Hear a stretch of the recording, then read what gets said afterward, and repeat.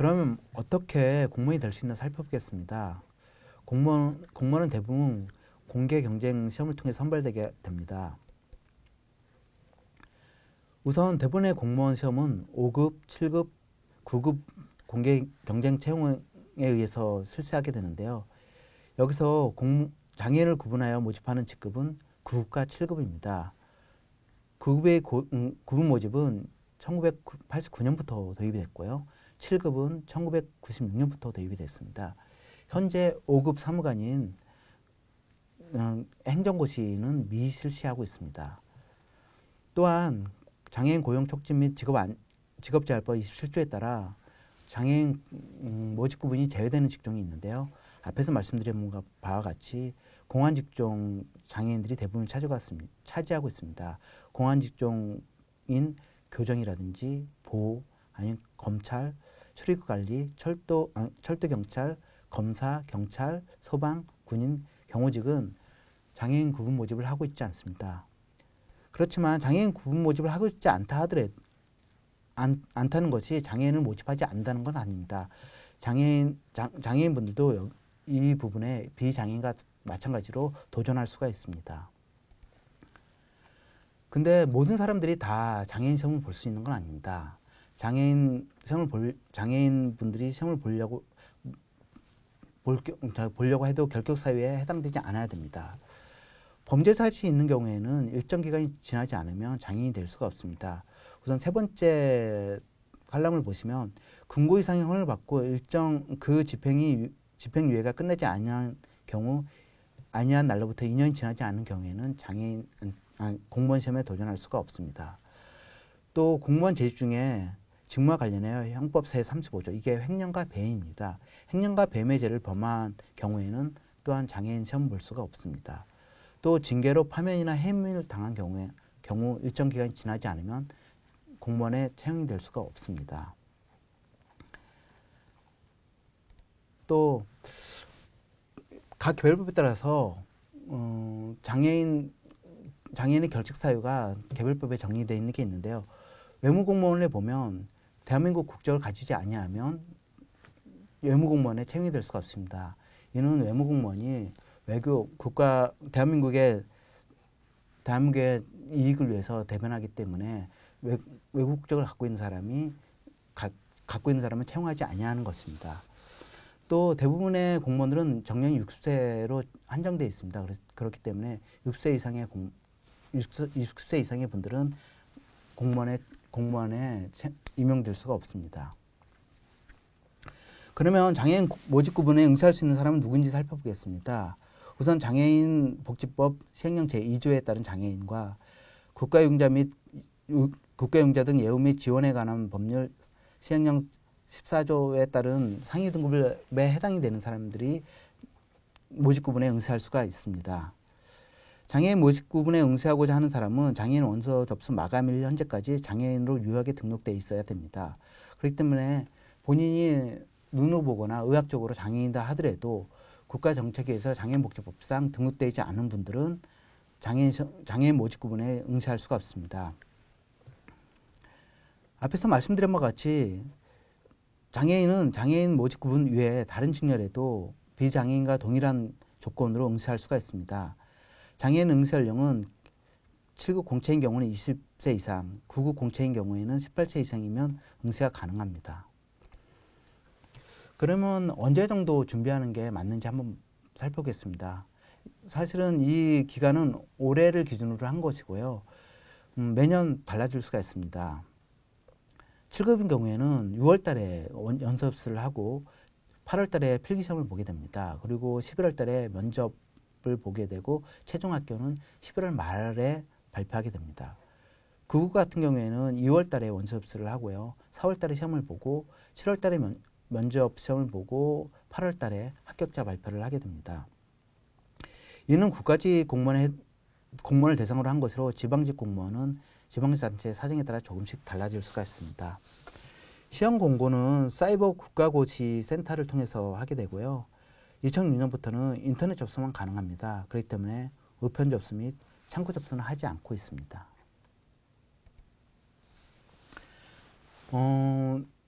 공채 시험은 사실은 이제는 필기 시험을 합격을 해야 됩니다. 그렇기 때문에 그 필기 시험 과목이 어떤 것이 있는지 살펴보겠습니다. 7급 같은 경우에는 7개 과목을 보는데요. 필수 과목과 선택 과목으로 나누게 됩니다. 필수 과목은 국어, 영어, 한국사입니다. 그리고 선택 과목은 직렬별로 과목이 달라지게 되는데요. 여러분들이 가장 많이 도전하시는 행정직 같은 경우에는 헌법, 행정법, 행정학, 경제학을 선택 과목으로 4과목을 하게 됩니다. 그래서 총 7과목을 보게 됩니다. 사실은 많은 과목이고요. 또 범위도 되게 넓습니다. 그래서 대학교를 졸업하신 분들이 대부분이 이 과목들에 좀 친숙한데요. 고등학교를 졸업하신 분들은 이 과목에 대해 친숙하지 않아서 좀 어려울 수가 있습니다. 시험 과목은 사지전다형이고요. 과목당 20문항이 출제됩니다. 그래서 총 140분을 보게 됩니다. 합격 기준을 살펴보게 되면 한 과목당 40% 이상을 득점하셔야 됩니다. 그러니까 40점 이상을 맞아야 되고요.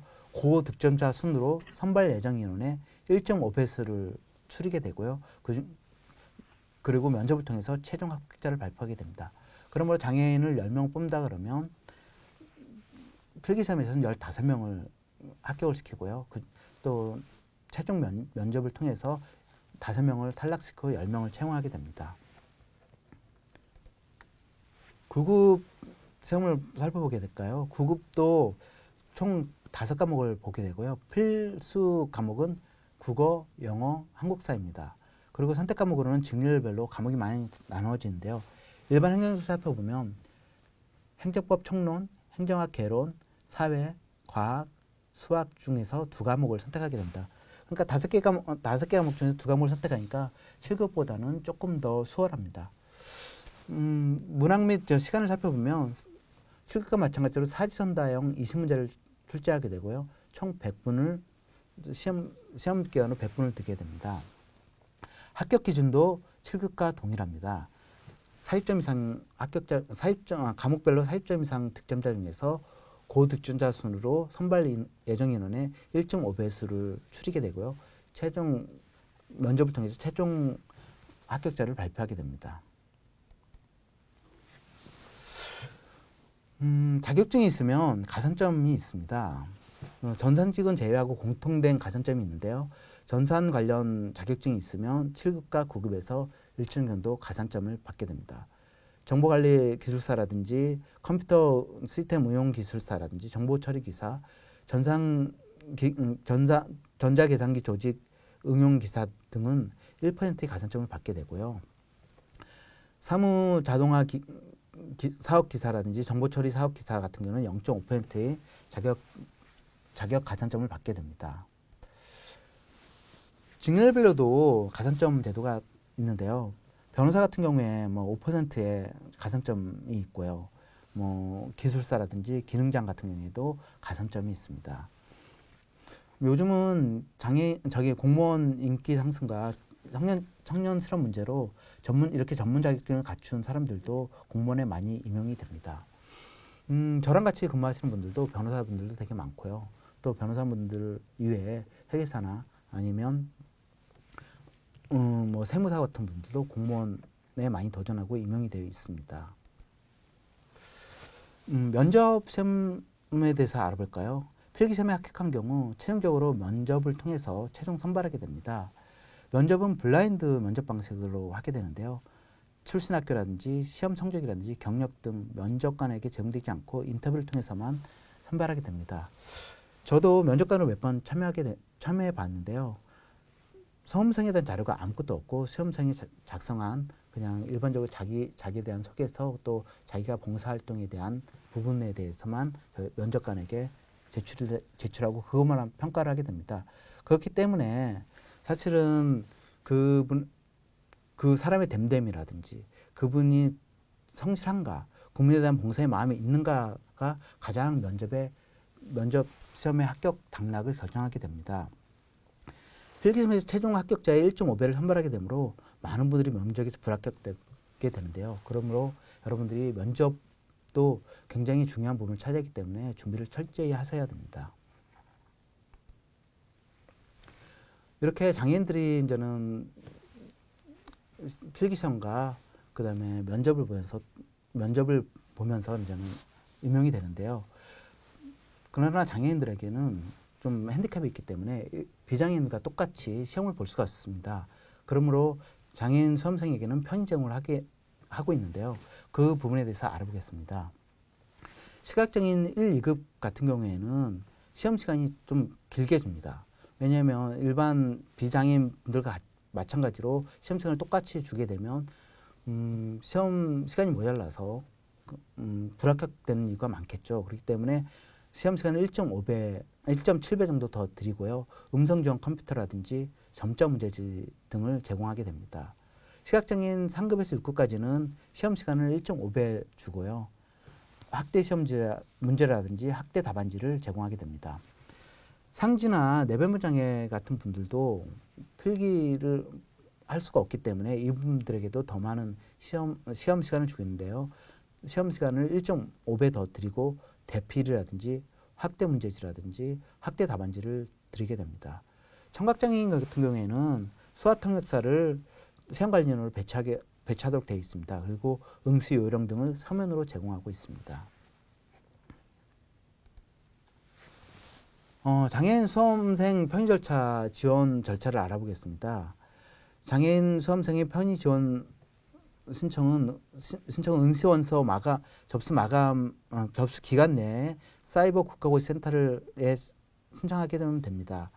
이후에 그 증빙서류와 함께 편의 제공 여부를 안내받을 수가 있는데요. 응시 기간 내에 접수하지 않으면 편의 제공을 받지 못하게 되면 유념하셔야 됩니다. 여러분들이 많이 그 공직에 도전하셔가지고 장애인 후배들에게 많은 귀감이 됐으면 합니다.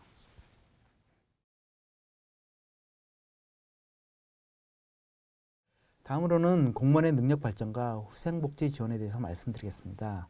공무원이 되면 많은 혜택들이 주어지는데요. 그 부분에 대해서 알려드리겠습니다. 우선 공무원 국내 교육 훈련입니다. 매년 약간씩 조정이 되긴 하는데요. 우선은 고위공무원이라든지 아니면 아까 같이 서기관, 그러니까 4급 이상의 과정급 교육이 있습니다. 고위정책과정이라든지 세종연구소, 국방대학교에 가서 1년 이상 그 훈련을 받게 됩니다. 그 다음에 9급 이상인 경우에는 국내 대학원 위탁교육이 있습니다. 2년에서 2년 6개월 정도 그 국내 대학원 가서 석사과정 위탁교육을 받게 됩니다. 그리고 외국어 교육이 있는데요. 한국외대라든지 충남대, 부산외대 같은 데서 영어, 중국어, 일본어 등 외국어 교육을 받도록 되어 있습니다. 그리고 민간위탁 교육도 있습니다. 전문 분야별로 전 공무원에게 민간위탁을 드리고 있고요. 또 방송통신대학교에 입학하는 경우에는 지원이 되고 있고 사이버나 야간대학도 지원이 되고 있습니다. 또 공무원 9개 훈련이 있습니다. 장기훈련에는 직무훈련과 일반과정이 있는데요. 직무훈련은 국제기구라든지 외국 정부기관에서 1년 내지 1년 6개월 정도 근무를 하고 거기서 업무를 배우게 됩니다. 또 일반과정은 학위과정인데요. 2년에서 2년 6개월 동안 외국 대학에서 학위과정을 이수하게 됩니다. 또 단기과정은 부처별로 당면한 과제나 현안 과제에 대해서 하게 되는데요. 개인훈련으로서 6개월 미만짜리 아니면 팀제훈련으로서 2개월 미만 이런 과정들을 매년 이렇게 실시하고 있습니다.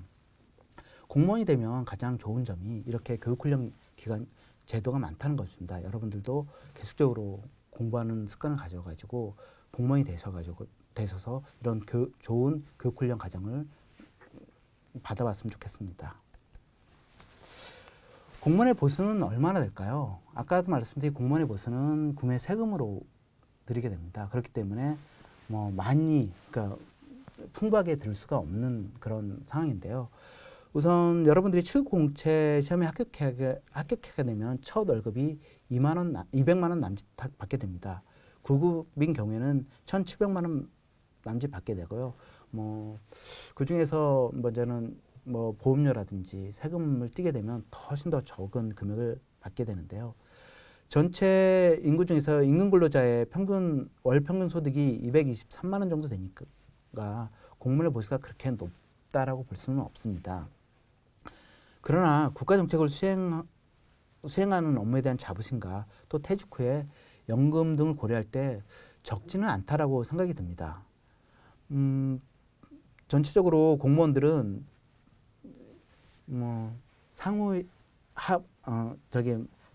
고위 공무원들은 좀 월급이 높고 하위 공무원들은 월급이 좀 박한 형태로 돼 있거든요. 그렇기 때문에 근무 연수가 올라가면 올라갈수록 월급이 크게 뛰게 됩니다. 그렇기 때문에 초봉이 좀 적다 하더라도 뭐 중간 관리자 이상이 되면 월급 수준은 보통 그 일반 중견기업 월급 수준 정도는 되게 됩니다. 또한 휴가제도가 있는데요. 휴가제도 법적으로 정해져 있습니다. 연가는 재직 기간에 따라서 3일부터 21일까지 돼 있고요.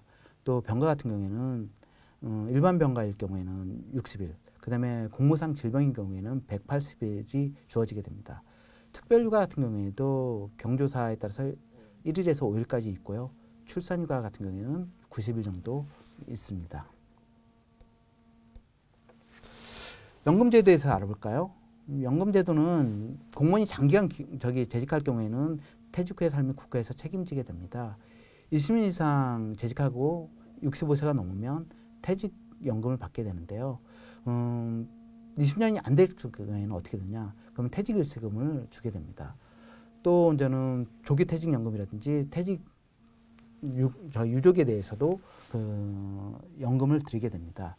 근데 현재 그 정치권에서 그 공무원 연금 개혁 방향을 논의하고 있습니다. 그래서 이 부분은 조금씩 많이 달라질 수가 있기 때문에 이후에 그러니까 내년부터는 많이 달라질 거라고 생각이 듭니다.